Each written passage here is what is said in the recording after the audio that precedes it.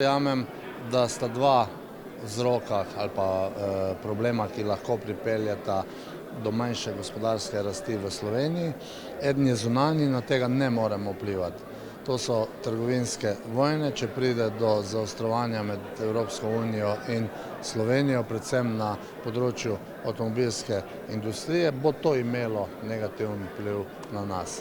Kljub vsemu pa zaradi situacije v svetu mislim, da se največja ekonomija sveta ne more skregati vsemi ali pa skratka iti proti vsem in verjamem, da bo na koncu prišlo do nekega strpnega dogovora med Unijo in pa Združenimi državami. Na drugi strani imamo pa domač problem, na katerega pa lahko vplivamo. Ključen omejujoč dejavnik za slovensko gospodarstvo v tem trenutku in naprej gledano je pomanjkanje delovne sile.